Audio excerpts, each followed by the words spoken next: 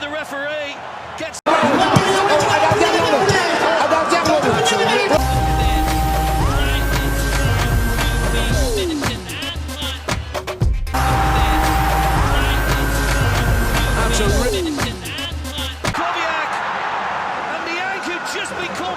The referee gets.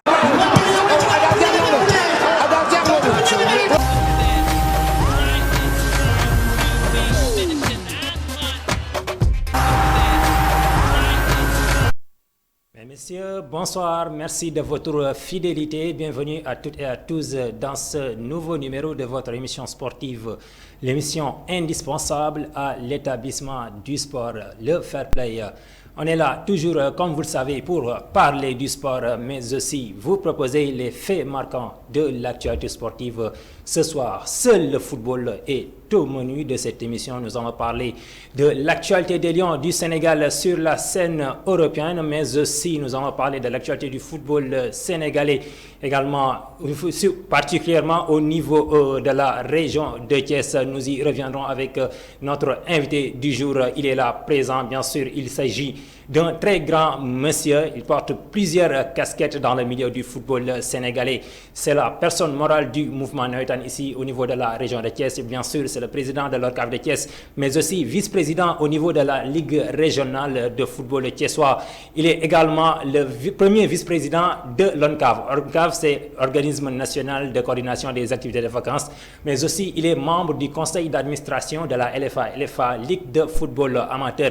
Il s'agit d'un très grand monsieur qu'on ne présente plus ici au niveau de la région de Thiès et partout au Sénégal. Il a tout le temps contribué pour le développement du football sénégalais, particulièrement le football thiessois. Il s'agit de monsieur Baylo Bass qu'on ne présente plus.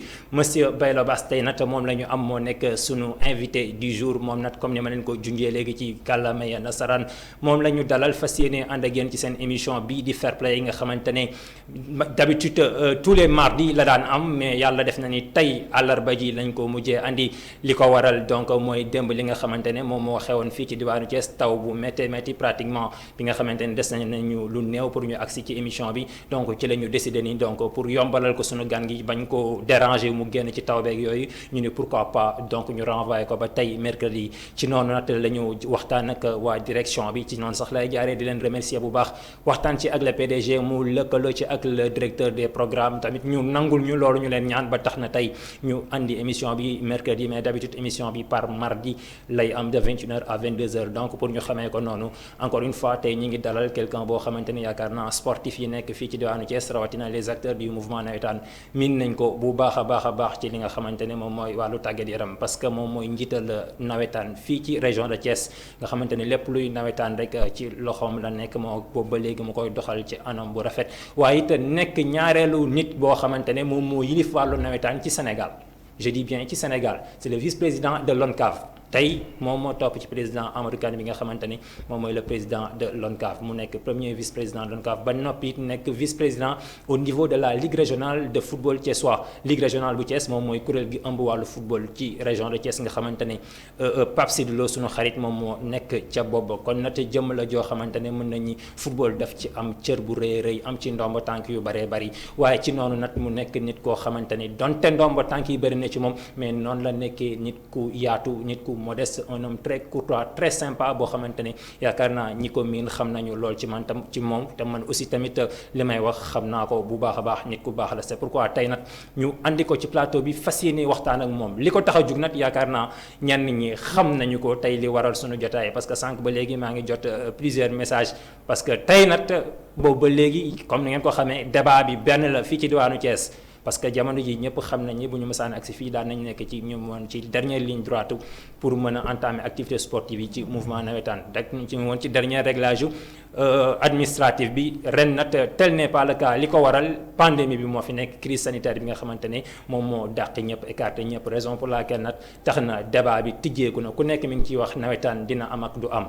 loolu nag tey lay leer fii ci Thiès TV ak jëmm ji nga xam ne moom mooy monsieur Baylo Bass. benn parenthèse la woon pour wax leen li tax a jóg jotaay bi ak suñu invité du jour moom mooy kan. bu ko defee rapidement dama koy bàyyi mu nuyoo ak les téléspectateurs de Thiès TV, nuyoo ak les Thiessois, particulièrement le public sportif. président Baylo maa ngi lay nuyu. mais maa ngi lay fay Mbaye Babacar. donc di rafetlu am kontaante lool ci émission bi xëy na tey la ko yàlla tudd. waaye lu ñu yàggoon a mébét la. ko yàggoon a mébét la. tey la ko yàlla tudd. et donc ñu ñëw ci plateau bi am ci mbégte lool. ñëw fi nga xam ni moom mooy Thiès TV. ndax tey jii ku bokk ci ku wax champ médiatique u Thiès. tudd ci Thiès TV. donc commencé ngeen yàlla def na li ngeen di def rafet na. ba jàpp naa ne léegi vous êtes incontournable sur le paysage. médiatique de la région de Thiès. donc muy doon mbégte ñu am jàkkaarloog ñëpp kuy téléspectateur. pour que laaj yooyu nga wax ak tontu yooyu bu ci yàlla àndee. luñ ci duggee rek luñ ci mën ci leeral rek ci kàttanu yàlla ñu jéem ko essayer. voilà président Bayla Bass mu mel ni nuyoo boobu am na solo tamit yaakaar naa cër moom ka ko xam rek mooy ka ko am yaakaar naa loolu moom ñëpp nangul nañ la ko moo tax tey nga génne kàddu seede yooyu jëmee ko ci kër gi di ñaan rek yàlla na yokku kooku mooy monsieur Bayla Bass nekk sunu invité du jour.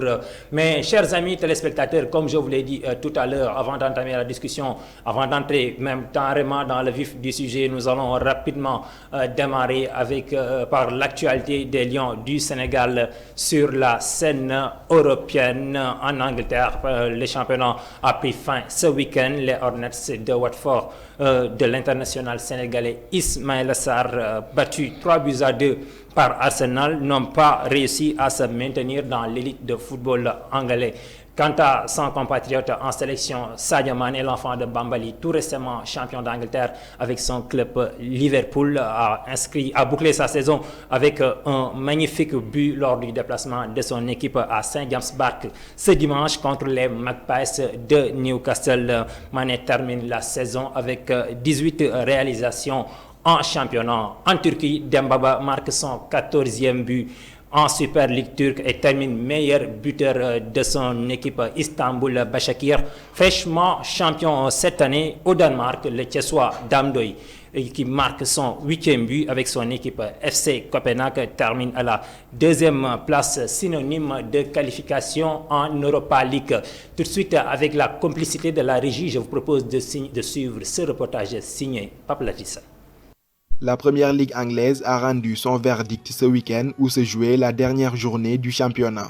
Candidat au maintien, Watford d'Ismaïla Sarr aura vécu un triste après-midi de dimanche à l'Emirates Stadium. Battu 3-2 par Arsenal, Watford n'a pas réussi à se maintenir au sein de l'élite du football anglais. En effet, le natif de Saint-Louis et sa bande sont relégués en 2e division anglaise après ce revers. Ils seront en compagnie de Bournemouth 18e et de Norwich City bon dernier. Suite à cette relégation, l'avenir d'Ismaïla Sarr à Watford sera au cœur des débats pour ce mercato estival.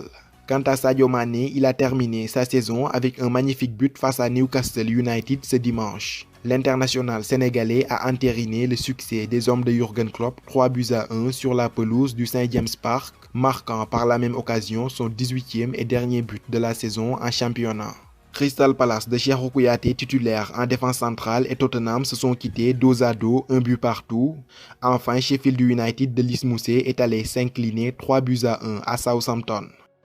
En Turquie, fraîchement champion, Istanbul Başakşehir de Dembaba a cependant bouclé la saison 2019-2020 par une défaite 3-2 sur la pelouse de Kasım Paşa. Et ce, malgré un but de Dembaba à la 78e minute du match. Son 14e de la saison en Super League, ce qui en fait le meilleur buteur de son club à 35 ans. Du côté de Kasım Paşa, Mamba Batiam s'était illustré par une passe décisive à la 27e minute pour le Guinéen Fodé Koïta. Buteur ce week-end, Papy Djilobodji a permis à Gaziantep d'aller chercher les 3 points de la victoire, 1-0 sur la pelouse du Yeni Malatyaspor. Auteur d'une saison tout simplement sensationnelle, le défenseur central sénégalais avait fini de s'offrir son 6e but de la saison en Super League. Vainqueur de Kayserispor, Trabzonspor de Pape Aliou Ndiaye, titulaire, a fini 2e et jouera la Ligue des Champions la saison prochaine. Quant à Alanyaspor de Papis Demba Cissé, vainqueur de Kayserispor 3-2, ils ont fini 5e et ont accroché une place pour la Ligue Europa. Au Danemark, c'est grâce à un but de Damdoy contre Nordsjælland que la FC Copenhague s'est imposé 2-1, terminant par la même occasion à la seconde place du championnat. Un classement synonyme de qualification pour la Ligue Europa la saison prochaine. C'était le 8e but du natif de Thiès cette saison.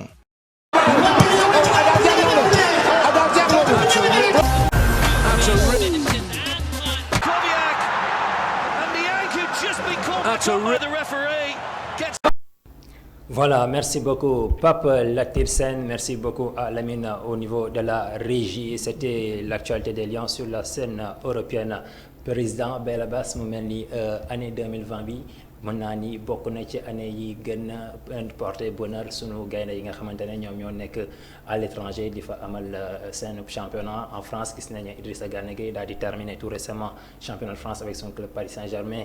Idem pour son compatriote Sadio Mané en Angleterre, tey nga dem en Turquie dem ba et cetera ak performance individuelle yi nga xamante ne jot nañ ko def ci saison bi mu mel ni daal actuellement loolu satisfaction totale lañ ci jot a am. waaw satisfaction la parce que c'est ay fierté la pour ñun sénégalais yi. Aujourd'hui surtout sacre Sadio Mané bi donc c'est les Sénégalais l'attendaient. Malgré mbas mi cela a été fait ils ont été champions. Sadio rentre dans l'histoire. Gana ci occasion bi moom aussi il rentre dans l'histoire. Donc yooyu yëpp mu nekk ay trophées yoo xam ne majeurs yoo xam ne ñoom dañ ko jël mu nekk ay Sénégalais donc mënuñu lu dul sant ci yàlla. ñi ngi ci forme ñi ngi ci état bu ñu nekk wax nga ko Demba Ba wax nga ko Dame Ndoye wax nga ko. Ismaïla Sarr rek moom moo ci def ñu te équipe bi wàcc et je suis sûr qu'il va rebondir ailleurs. Bien sûr. Donc loolu yëpp man dama ciy am regret bu ndaw parce que li ñuy dañuy différer Coupe d'Afrique bi. dëgg la booy joueurs sénégalais yi tey ci toll nañ ci état de forme boo xam ni bu ñu demoon ci lancer bi yàlla mën na def li nga xam ne dañ koy mëbët boobaak léegi ñu sot ko mais cassure am na on va rester encore une année. On va se poser beaucoup de questions sur leur santé, sur leur fraîcheur, sur l'état de forme pour qu'en 2021 ñu xam ndegam lan lañ def mais daal bu nekkoon buñ ko jumboon léegi mbas mi daal toppee nañu mbooro comme ni ko xale yi waxee. am na solo merci beaucoup ci jàngat bu am solo boobu mu ñu defal donc football moom daanaka comme li gars yi di wax rek langage universel la.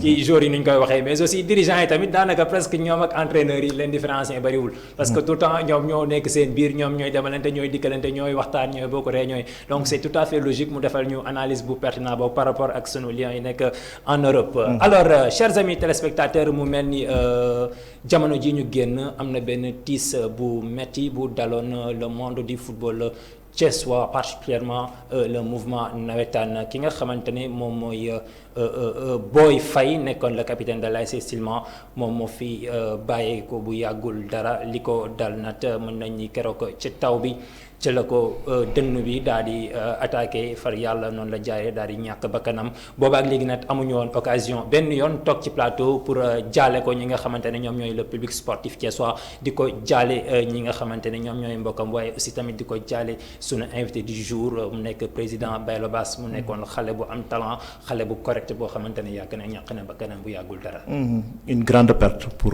waa Silema pour ay mbokkam.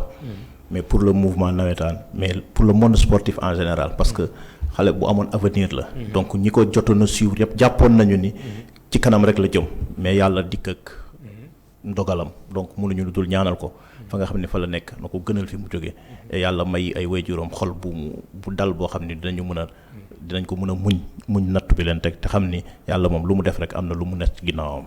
Amin yàlla na ko yàlla def noonu tamit aussi lay jaaree ginnaaw bu ma ko jaalee le président de l'ORCAV di ko jaalee le président de l'ODCAV de Thiès monsieur Ousmane Diop di ko jaalee aussi le président de la zone 5A de l'ODCAV de Thiès monsieur Serigne Saliou Diakhaté bi nga xamante ne ay sestilement ci zone boobu la bokk donc di ko jaal bépp membre boo xamante ne yaa ngi fii au niveau de la zone 5A de l'ODCAV de Thiès di ñaan yàlla na àjjana nekk këram gu mujj di ko loolu lañ koy ñaanal di ko jaalaat ay mbokkam bu baax a baax chers amis téléspectateurs rapidement nag dañuy plonger dans le vif du sujet daal di jàkkaarloog sunu invité du jour dugg ak moom ci li nga xamante ne moom mooy débat bi président Baylo Bass jamono ji ñuy wax ak yéen mën nañ ni donc le Covid est là yàlla def na ni donc moom moo fi nekk li mu fi def ñun ñëpp gis nañ ko waaye depuis moom mu ñëw fi ba léegi Sénégalais yu bëri ñi ngi bay seen waar kenn ku ne yaa ngi xool yan yoon ngay jaar ngir mën a xeex ak ennemi bi nga xamante ne mën naa ni daf ñuy gis te ñun pour ñu gis ko lu jafe lay doon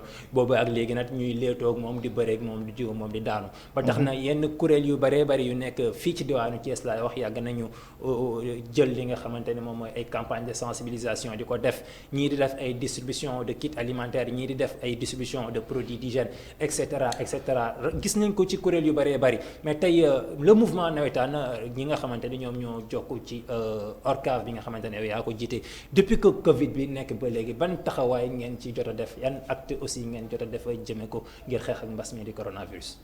comme ni nga ko waxee rek moom mbas mi moom ñëw na. c'est une réalité donc mooy profité ci seen antenne bi rek pour sensibiliser man aussi lu mu néew ñu wax nit ñi nga xam ni jàpp gëmuñu ko. ñu wax leen ni lu am la te mi ngi fi di def ay ravages silencieusement.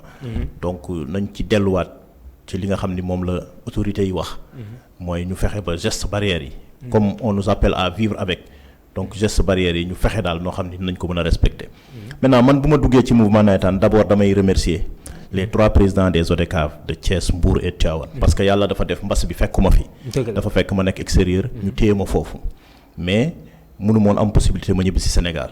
mais ba foofu ma nekkoon suivre naa lépp loo xam ni activité la. loo xam ni ñooñu ma lim léegi def nañ ko. bu ma ñëwee Thiès. ci président Ousmane Diop que je salue au passage. li ko ñaanal yàlla aussi parce que fa mu jëlee mouvement bi ak fi mu ko indi. dëgg la amul lu ñuy laam-laamee bu nit xoolee rek teg ci bëtam. teg ci loxo depuis 2005 ba léegi def nañ liggéey bu remarquable ñëpp teg nañ ci waaw Ousmane moom. ku mu neex ak ku mu naqariwul li mu def teg nit mën na cee teg bët. dëgg la te donc loolu aussi jar na bu ñu toogee ci plateau yu mel ni wala ñu jàkkaarloo ak Thiessois yi ñu seedeel ko Thiessois yi que man de kontaan naa ci nga xam ni moom la yore département wu Thiès. parce que am na ay bons yu rëy yoo xam ni. aujourd'hui je vais te dire le président de l'ONCAV dafa jàpp ni le département de Thiès mooy premier département du Sénégal te pourtant département Dakar la bokk moom. buy joxe exemple sax da koy joxe ci ODCAV Thiès. donc loolu aussi ma bëggoon cee taxaw tuuti rek gërëm Ousmane ak équipe bi nga xam ni yëpp daf ko àndal. mooy ñooñu nga wax président zone yeeg. public beeg supporters yeeg waa Thiès waa département Thiès ci affaire bi. bi mbas bi amee man fa ma nekkoon dama gis ni Ousmane ak conseil départemental song nañ ci. Ousmane ak ASC yi song nañ ki gis naa ñu defar ay masques gis naa ñu def ay sensibilisation gis naa yu bari aujourd'hui ñoom ñu def ko ci sensibilisation bi gis naa ko mu sillonner tout le département de Thiès di def ay sensibilisation ànd kook autorités yi ànd kook ASC yi. et ensuite bi ñu waxee ni mbas mi dafa am rek man ONCAV dañu maa bind wax ni ma waa nawetaan dañoo war a participer donc ñu man aussi de là-bas moo wax transparent informel mais le département de Thiès la région le département de Tivaouane de Mbour ak de Tivaouane ñu dajale li ñu am mu néew mu bëri ñu boole ko ci xaalis boobu nga xam ne ONCAV daf ko jox yóbbu ko teg ko ci loxo ministre des sports mu teg ko ci ministre ci loxo ministre de la santé mais bu ñu ñëwee ku ci nekk ci département bi ñu yëkkatee loolu ba pare dafa am sax slogan bu ñu waxoon une ASC 1000 francs pour ñu au moins ñu mën ñu permettre ñu def ko. am na aspect à Thiès est-ce que jot nañ ko appliquer. oui les présidents de zone au niveau de la commune ce qui veut dire les 93 ASC fi nekk. les présidents des zones ont cotisé chacun pour leurs ASC. ku ci nekk jël nga xool nombre de ASC yi nga am nga joxe 1000 francs xam naa ni di xaar bu ñu eggee ci kii ba ñu xool nan lañ koy defee. mais xaalis boobu aussi bi ñu ko jëlee li ñu def mooy yóbbu ko jënde ko ay produits jëm jox ko autorité administrative. Thiès Mbour ak Tivaouane waxu télé laay wax li may wax c'est vérifiable. à Tivaouane def nañ ko à Mbour def nañ ko à Thiès aussi def nañ ko. ba pare ku ci nekk aujourd'hui dama doon wax sax ni gars yi damay tooñ sama gars yi ni leen man de bu ma doon autorité yi. masques yi ñuy wax nii nañ ko takk. mais nañ commencé nawetaan parce que gis naa waa Jaloore déjà. ñu defar ay maillot defar ay masques suñu fexe woon ba ñun ñu fexe ba la rivalité positive laa am. ci ASC yi. mooy ASC buy ñëw ci seen waa koñ ku ci nekk da ngay takk sa masque sa couleur waa koñ. léegi masque yi wër ci Sénégal damay tooñ nit ñi di ko wax gis naa waa Jaloore di ko def jaay maillot bi ak masque boo xam ne c'est aux couleurs de kii donc yooyu bu nawetaan commencé woon c'est des facteurs yoo xam ne mënoon nañu permettre ñun ñu aussi ñu dugalaat suñu loxo ci sensibilisation parce que ñëpp dinañ ko def mu def ko mode ñu def ko une rivalité positive qui permet à chaque ASC de pouvoir s'identifier par rapport ak loolu mais ma demee par exemple ba Mbour gis naa à Mbour l'ODCAV de Mbour une ASC dem seet benn situation boo xam ni yëpp ci sensibilisation bi ñu dem seet infrastructure boo xam ni foo xam dafa manqué woon ay toilettes.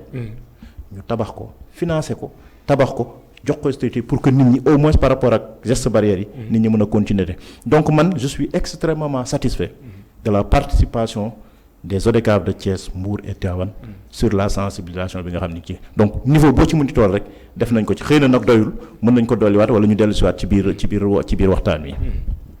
voilà merci beaucoup président mu mel ni loolu yaakaar naa leer na donc ODCAV ñoom ñëpp nag mën nañu ci turu ORCAV lañ ko def waaye ci turu ODCAV lañ ko def waaye it ASC yi ci turu zone yi lañ ko def donc c'est le mouvement nawetaan moom moo def geste bu am solo boobu ci noonu lay jaaree également di remercier di saluer au passage waa ASC dëkkandoo de Cité Niakh bi nga xamante ne ñoom ñoo nekk fële au niveau de la zone 5B de l'ODCAV de Thiès bi nga xamante ne le président Birane Sock moom moo ko jiite ñoom je me rappelle bien donc bi mbas mi amee léegi ñoom fàttaliku naa ñu def li ni mel def ci lu am solo liggéey bu mucc ayib ànd ceeg ak seen président donc ñun sax demoon nañ ci loolu je pense bien que information yi jàll na fi au niveau de Thiès TV jël kit alimentaire bu takku bu am solo jox ko ñi nga xamante ne ñoom ñoo ko yelloo waaye man masque bi ma sol tey je me rappelle bien heure bu ma ko dindee sama xel ci ñoom lay dem parce que masque yi ñu ci jël keroog plus de 1000 masques jël nañ ko distribué nañ ko mu nekk loo xamante ne c'est à saluer noonu laa leen di jaajëfalee bu baax a baax waaye aussi tamit di féliciter waa ASC Jalooré ci acte boobu nga xamante ne jot nañ ko def bu ko defee su ma jaaree ci ki nga xamante ne moom mooy monsieur Momar Gueye nekk ci foofule ci ASC Jalooré di fa liggéey bu mucc ayib rek dafay yóbbaale waa ASC bi yëpp.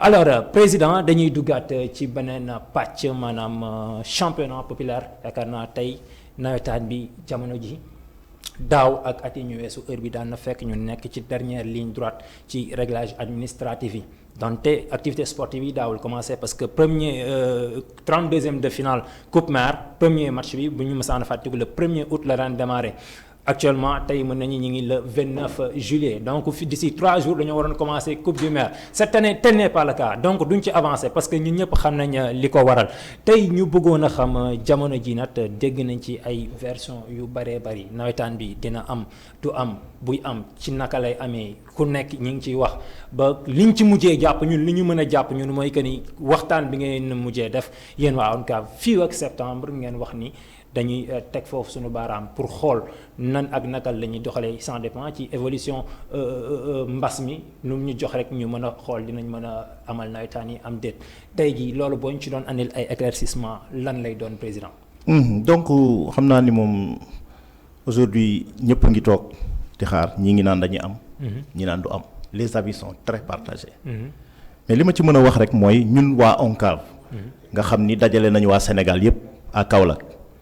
ñu waxtaanee li nga xam ni moom mooy nawetaanu saison bii. ñu ne day am ak du am mais li ñu jàpp mooy autorité Sénégal yi ñoom ñoo jékki-jékki woon ñu arrêté activité yi. wax ni nañu def couvre-feu ñu dem ba ci biir ñu dox ba mu yàgg ñu daal di wàññiwaat li nga xam ne moom la ñu waxoon ñu dindi couvre-feu bi. wax ni léegi indi slogan bu bees mooy li ñuy wax tuddee vivre avec le virus. ñu ne kon. affaire bi mi ngi allégé wu mais mënul def mais damay rappeler que ni ñun bi ñu ci tollee. instant boobu dañoo bindoon note wax ni lépp loo xam ne acte administratif la. surseoir nañ ko parce que loolu la nguur gi noonu la nguur gi tëddee. bi ñu demee ba nguur gi oyofal. ñu bindaat wax ni mën nañoo commencer affiliation réaffiliation yi. li ma ci bëgg a wax rek mooy affiliation réaffiliation moom droit la ci ku bokk nawetaan. waaw voilà foofu sax laa bëggoon nga leeral ko parce que depuis ñu joxe communiqué bi ne affiliation réaffiliation à partir du 20 juillet jusqu'à 20 août xel yi xaw na jaxasoo ñu ni kon forcément activité sportive yi dafay am. donc nga nekk ci loo xamante ne ni donc foofu nga doon tibbee léegi. pour nga. waaw mooy affiliation réaffiliation mooy. dañu wax ci texte yi. équipe boo xam ne dañ ko suspendre sax. nga xam ni ren bu ñu doon football nawetaan du football dafay réaffilier bu réaffilier wul dafay perte affiliation. si suñuy texte dañoo wax ni une équipe qui reste une année sans se réaffilier perd son affiliation. même s'il est sanctionné. il se réaffilie. donc boo réaffilié tu perds ton affiliation te boo perdee sa affiliation pour nga bokkaat. da ngay dem déposer waat wax ni damaa bëgg a bokk nit ñi dem defi enquête xool ndegam mën ngaa bokk wala mënul bokk. kon ASC Bambara bi nga xamante ne dafa nekk actuellement ci suspension tey jii dans les normes ak lu mën a xew dañu war a réaffilier bu ñu réaffilié wul rek. bokkatuñ ci boo toogee une année te réaffilié mooy bokkatoo ci. ña nga nekkoon ak say équipe ak say joueurs fu leen neex mën nañoo dem football fa ndax équipe bi bokkatu. donc boo réaffilié loolu mooy wane ni bokk nga donc ñu ne réaffiliation yi commencé na. ñu dem équipe yi joxe période boo xam ne ci lañ ko def ñu bëgg équipe yi ñi nga xam ne bëgg nañoo bokk. ñu dem ñu réaffilié comme ça bu fekkee ne bokk nañu ñun bu ñu defar suñuy statistique ñu xam ni kat ren équipe yii ñoom ñoo nekk ci réaffiliation yi. mais def réaffiliation yi ne veut pas dire que ni nawetaan dafay commencer tout de suite. État Sénégal dafa ni. président Macky Sall moo wax ni. ren école le 30 septembre lay tëj. 30 septembre. te je rappelle que ni nit ñi aussi dafa am yoo xam ne yenn saa yi nit ñi dañ ciy gaawantu. ñun waa nawetaan mosuñoo football te école tëjul. saa yu ñu daan foofu premier août bu ñu ko daan ubbi c'est parce que école da daan tëj le 31 juillet. ñëpp pare. jàngalekat yi pare ñu dem football yi. tey jii Macky Sall président de la République nee na le 31 septembre la école tëj nawetaan en principe bu fekkee ni dafay am. mais 1er octobre lay war a am bon. 1er octobre. bu fekkee dafay am. ci la war a am parce que tant que nit ñaa ngi jàngi ñun duñu football. maintenant d'ici septembre. d'ici 31 septembre nag dañuy toog di xool nañu réaffilier toog di xool bu fekkoon ni dañuy wax ni dañuy commencer dañuy wax ni bu subaa la démission yi di commencer mais déggaguñu fenn ñu wax ko démission yi ñu arrêté woon ñu ngi koy arrêté ba tey parce que aussi dafa am loo xam ne du ñun ñoo ko moom ñun dañoo dëkk ci dëkk bi nekk sous l'autorité de l'État du Sénégal loolu soxlawul sax ñu koy rappeler donc ñun tey jii bu ñu décidé ni dañuy def dara dañuy dem ba ci nguur gi ni ko nangam ak nangam la ñu bëgg a def bu nguur gi ne def leen ko ñu def ko bu nguur gi ne bu leen ko def duñ ko def donc fi ñu toll nii mënuma laa wax ni nawetaan dina am wala du am état ni déew mi di doxee nii nag ñun de dañuy ñaan yàlla man damay ñaan yàlla bu ñu yeewoon suba ñu ne bu ñu tëbaskee ba pare ñu ne mbas mi jeex na Sénégal loolu la ñëpp di ñaan bu fi feebar bi jógee ñu mën a def suñu activité bu fi feebar bi jógee wul aussi mënuñu jël ñun responsabilité jël ay doomu jàmbur jël suñuy frère jël suñuy rek dugal leen ci stade bi pour que maladie bi yokk eggaguñu foofu fu ñu àggagum mooy projeté nañu defar nañu lépp pour mën a démarrer mais ñi ngi toog di xaar mbas mi ak nguur gi li nga xam ne moom la ñuy wax pour ñu xool nan la ñuy mën a commencer bu fekkee ni war nañoo mën a commencer. Voilà président léegi tout à l'heure ñi ngi wax ci affiliation ak réaffiliation tey jii ASC yi bu ñu ko déggee te li nga wax nii ñoom jàpp nañu activité sportive yi donc pour le moment amaguñ ci dara lu leer parce que loolu nga wax léegi est-ce que ñoom tey dinañ mën a am courage pour dem affilier ji parce que nawetaan bu ñu ko waxee 90% wala 97% activité sportive yi la donte dañ association sportive et culturelle donc am na aspect culturel am na aspect sportif mais tey jii ñoom bu ñu déggee loolu est-ce que tamit ñi nga xamante ne jotu ñoon affilier du ñu xaw a delluwaat ginnaaw par rapport ak loolu parce que nawetaan tamit bu ñu koy wax activité sportive yi moo tax ñuy wax. waaw mais xam nga réaffiliation tamit acte la booy wane ni bokk naa. ku bokkul mënul football. il faut nga ni bokk naa ba pare mën a prétendre et ensuite li ci bees mooy. aujourd'hui nawetaan dañu dem vers la numérisation. aujourd'hui pour nga réaffilier soxlawul ngay dem ODCAV.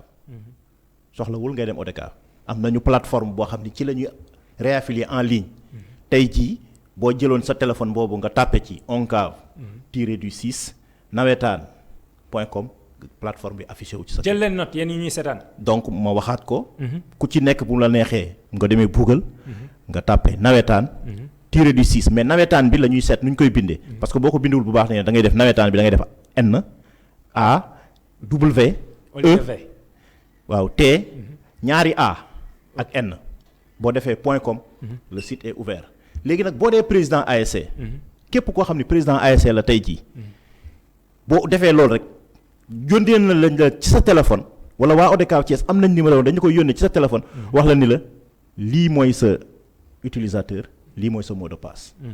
boo ko ci duggee tàppee sa ko dugal li ngay dugal boo ko defee lépp loo xam ni mooy réaffiliation foofu nga toog wala ci sa téléphone nga koy defee c'est des questions qu'on pose nga répondre scanner photocopie def ko ci tu l'envoies en ligne bu ko ODCAV validé tout le Sénégal le voit en même temps.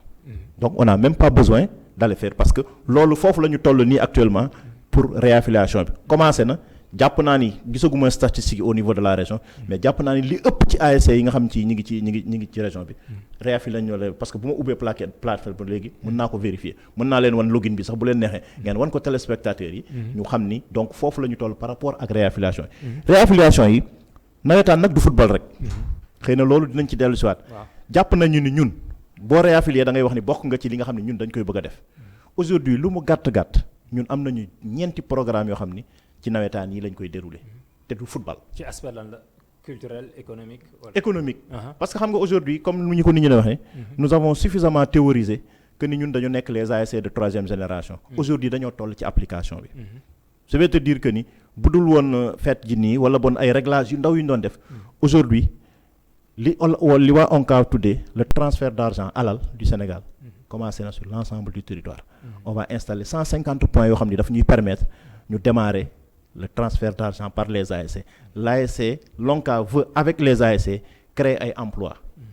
Nous avons décidé de créer sur chaque ASC 2 emplois. 2 emplois. Avec le transfert d'argent alal bi nga xam ni ONCAV moo ko moom ak ay partenaires yu mu àndal yu tudd waa Sewacart. Donc imagine-toi que sur chaque ASC ñu jël fa ñaari nit ñu liggéey ñu multiplier ko par 7613 ASC yi ñu am au Sénégal pour Sénégal. Donc nous allons contribuer sur le développement te li ci am lu bees mooy alal boobu ñuy wax aujourd'hui bu ñu ko commencé c'est révolutionnaire ASC bi moo ko moom. ASC bi la ñuy jox mu mel ni kuy def transfert d'argent comme transfert mais transfert d'argent lépp lu nit di def ci transfert d'argent dañ koy def ci point alal boobu ñu ko tuddee. te loo ci def ASC bi am ci. da ci am pourcentage. loo ci def ASC bi am ko. ASC bi moom mooy créer emploi ASC bi moom compte bi président ASC bi ak trésorier bi lañ ciy def seen compte ñu jox ñaari xale ñuy liggéey te loo def ci transfert bi am na pourcentage boo xam ne ASC bi lañ ko réserver. sans compter moom employé bi li nga xamante ñaari employés yi nga xam ne dañ ko créer donc ce que nous voulons à terme mooy si nous parvenons à réussir ce que nous sommes entrepris mooy ASC yi soxlaatuñu sax di dem feneen di wuti mécène président ASC dañuy noppalu. imagine toi yow sa ASC ñu am point boo xam ne waa koñ bi yëpp lépp lu ñuy defati jëm ci transfert d'argent jëm ci fay ndox fay courant lépp loo xam ne plateforme da koy def day ñëw def ci ko foofu ci koñ bi mu def ko ci régler problème am ba pare ASC bi am ci. kon boobaa si je comprends bien ki dëkk ci quartier bi soxlatul sax ñuy dem di kat di wër di kii. lu ñu fay wuteeti. yow boo defee sa transfert 100 francs boo dee def transfert xaw ma 20 000 dañ lay wax ni 500 francs ngay fay. yeneen yi boo ko defee da ngay fay 500 francs ñu defal la sa transfert d'argent te doo ci am dara boo ñëwee ci li nga xam ne ñun dañ koy def nga transférer sa 20 000 francs 500 francs yooyu nga fay ASC bi am ci fukki dërëm wala juróomi dërëm imagine toi nga ñu multiplier ko par le nombre de li nga xam ne waa koñ bi yëpp dañ koy def te pour ASC bi la xaalis la boo xam ni argent virtuel la kenn mënu ko laam-laamee donc aujourd'hui ci foofu la ñu jëm mën nañu plateau boo xam ne bu ñu ci eggee mën na bu la neexee nga ñëw ñu toog ñu détaillé ko benn par benn wax ni nit ñi lii la ñu bëgg nii la ñu bëgg mais déjà foofu ñu jëmagum rek mooy fexe ba ASC yi commencé di nekk ay ASC de développement c'est-à-dire ñu commencé bu ñu football bi moom ñëpp wóor nañ ñu mën nañoo def football mais en dehors de football bi léegi war nañoo mën a def leneen te loolu ñu nag commencé nañ ko def te ñu ngi koy lancé fii ak juste après tabaski ak 150 points yoo xam ne dañ koy lancé am na ay ASC yu ko xam ne déjà am na bu ñu jógee ci ASC dina am 2000 points yoo xam ne distribué nañ ko waa ODCAV Thiès Tivaouane ak Mbour bu ñu ci jógee am na yeneen 8000 points yoo xam ne dañ koy disponible pour que ñëpp am accessible pour que ñu régler définitivement li nga xam ni moom mooy bëgg-bëggu ASC yi ak ba pare participer ci développement wu état bi nga xam loolu mu nekk benn boo xam ni dañ ko war a def ci biir vacances yi bu ñu commencé football licence su nawetaan yi numérisé nañ ko léegi amatul licence yooyu nga xam ni da ngay xool sa technicien bi mu xaw a niroog mbay la baas ñu xees na rek ñu teppi licence am taf ci ñu dem ci kii amatul ñi ngi jëm ci ni man bay la baas fu ma mënti nekk ci Sénégal benn licence laay am mënatuma am ñaari parce que boo ko dugalee ci non dootoo ko mën kon bu boobaa sécurité dootuñu gaaw a ci client mais ba tey moo gën su fekkee ni man bay la baas dama xas ba am benn licence HLM Rue de Dakar feneen fu ma dem Sénégal ni damay wut licence bu ñu ko dugalee ci machine bi da koy rejeté. jumtukaay yëpp actuellement mi ngi sur place. non jumtukaay yu xarala ñi koy formé nañu nit ñi ba pare. ñi ko war a defar waa ODCAV Thiès Mbour Tivaouane formé nañ leen ba pare ñi ngi toog bu ñëwoon suba départ leen bu subaa ñu commencé ko. xam nga léegi aussi tamit dégg nañ la yaa ngi wax ci wàllu projet boobu nga xamante ne transfert d'argent bu nekk loo xamante ne c'est extrêmement important et je pense bien que tey la majeure partie des jeunes rawatina ñu nekk ci au niveau du mouvement navétane dinañ ci bénéficier wu aussi tamit for nañ ci wéyu bay ci projet yooyu la benn projet boo xamante ne ci wàllu boulangerie lay wax fekkee ni danga ko fàtte wala mën ngeen ci andi la ay leeral aussi tamit kooku lan moo ko tax commencé na lii moo bees moo tax boulangerie yi commencé na boo demee tey Pout ASC bu tudd ndigal gi bu Pout ñoom ñoo njëkk am projet bi dans le département de Thiès parce que ñoom la waa Thiès gën a miin moo ko ku ñu jaay Pout mburu léegi ku fa lekk mburu ASC boobu la ko jaay donc yooyu moom Thiès bi ñu koy def dafa am loo xam ne dañ ko doon seet parce que dafa am foo xam ne bu ñu ko seetee dina am fu muy doxee ak seet foo xam ni du fa doxee donc tey jii rek bu ma taaloon sama téléphone léegi ma wan la pâtisserie bi nga xam ni espace bi nga xam ni waa ASC sant su bu Mbour defar nañ ko commencé di jaay seen mburu commencé di ko def donc weesu nañu foofu te foofu ma lay wax ni boulangerie yooyu ASC bu nekk 7 emplois la ciy créer 7 imagine toi que ñu am ay ASC yoo xam ne dañuy jël 7 personnes ñuy liggéey ci koñ bi ñu indi transfert d'argent boo xam ne ñaari di def ko ci mais su fekkee ni état am na volonté pour accompagner ñu jàpp nañ ni mën nañoo régler problème chômage au Sénégal ci lu bare waxuñu nag ni dañuy wut emploi yoo xam nit ñi dañuy fayeeku ay 500 000 ak 300 000 ak 400 000 waxuñu loolu on va démarrer ak li nga xam ne dañ ko am seet xale yi nga xam ne dañu nekk ci koñ bi mën fa am 100 000 200 000 di ko yóbbu seen kër yi genn wàll gi ñu jox seen yaay li ci des ñu def ci seen poste di ko mën jaay ci projet yooyu lañ dem bu ñu paree ci loolu mooy projet bi nga xam ne dañ ko amoon ak DER la DER a donné 500 millions au navétane nawetaan am 100 projets de 5 millions waa Pout yi ci boobu la ñu am. ok Sampaate am nañ ci benn mais en aviculture Ngalam am nañ ci benn en aviculture. yooyu ñoom yaakaar naa sax ci njëkk a am. ci lañ bokk donc yooyu moom moo dese moom moo démarré gul woon te aujourd'hui li taxoon mu démarré woon dañoo amoon problème. yàlla def na ci jàmm je profite de l'occasion pour saluer li nga xam ni mooy suñu partenaire xëy na nit ñi dinañ ko gisee neneen mais Diop Isaac mi nga xam ne moo doon bras technique ONCAV par rapport ak loolu dee nañ ñu tey jii génn na te lu génn na te donc loolu lu ralentiroon lu bari ci li nga xam ne moom moo ko defoon pour ñu dérouler boulangerie parce que pâtisserie yooyu ngay wax boulangerie yooyu nga xam ni moom moo doon suñu bras technique moom moo koy defar moom moo ñu koy jox moom moo ñu koy livrer ginaar yeeg champs yeeg yooyu moom moo ko doon jox boobu moo xawoon tardé tuuti mais boulangerie bi moom wër nañu Sénégal ginaar yi ñoom ñoo démarré gu la defar nañu benn test poulailler test à Ngalam dañuy xaar ñu valider ko bu ñu ko valider ñu soog a démarrer li ci des donc ça veut dire que ñun def nañu li nga xam ni moom mooy boulangerie def nañ xam ne li nga ab tey jii ñi ngi ci transfert d'argent loolu yëpp pour xool rek lan mooy njëriñu ASC yi ci biir ko te mën naa dellu si ci pourcentage yi parce que c'est important parce que am na loo xam ne boo ko yëkkatee rek toutes les personnes mal intentionnées au lieu ñu xool njëriñ bi ñu ci am dañuy xool lan moo nekk ci ginnaaw te mën nañ ci débat bu leen neexee ak ñeneen ñi nit ñu ñëw ñu toog ñu débat ci pour lépp ñu xool nañ lépp pour lépp lu ñu leer pour lépp leer. merci beaucoup président je pense bien que loolu am na solo moo tax jéemuñu ko interrompre benn yoon parce que li muy wax yëpp njariñ la je pense bien que ñi nga xamante ne ñi ngi ñuy seetaan donc ñi ngi ci bénéficier wu bu baax a baax donc avant ñuy dem avec la régie dem seeti suñu spot publicitaire yi rek dañuy plonger ci beneen point yaakaar naa donc li mu fi jot a wax donc amuñu leen liñ ci dindi président.